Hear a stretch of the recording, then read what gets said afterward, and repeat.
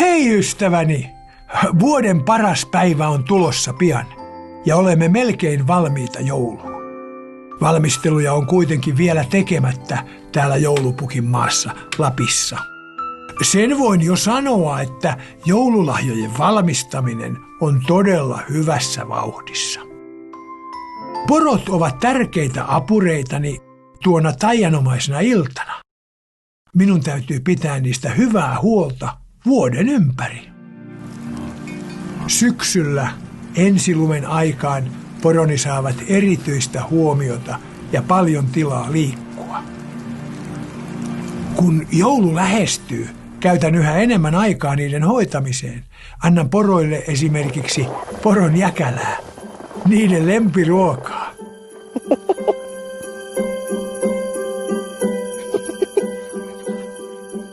Joulu on tulossa pian ja pienet tonttuni ovat tarkkailemassa. Jos katsot tarkasti, saatat nähdä niistä vilauksen ikkunasta. Mutta sinun täytyy olla tosi nopea. Tontut raportoivat suoraan minulle kaikkien lasten tekemisistä ja käytöksestä. Kiitos Ilvo. Tässä on raportti lapsista Tampereen seudulta. Tontut pitävät kirjaa jokaisesta lapsesta, jotta minä saan tietää, kuka on ollut kiltti ja kuka tuhma. Se on valtava työ ja suuri vastuu tontuilleni. Itse asiassa toimistossani on kirja, jossa on tietoja myös sinusta, ystäväni.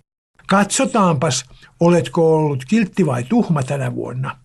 Missäs nimesi onkaan? Tässä se onkin. Oletkin kovasti ahertanut tänä vuonna ollaksesi kiltti. Hienoa, jatka samaan malliin, ystäväni. Luen tonttujen kanssa tarkasti lasten toivelistat ja teemme parhaamme tuodaksemme yllätyksiä lapsille, jotka lahjoja ansaitsevat. Mutta muistathan, että emme voi tuoda kaikkea, mitä toivoisit. Tärkeintä joulussa on kuitenkin joulun tunnelma sekä yhdessäolo perheen ja ystävien kanssa. Kiireinen joulun aika on melko työläs kaltaiselleni vanhalle miehelle.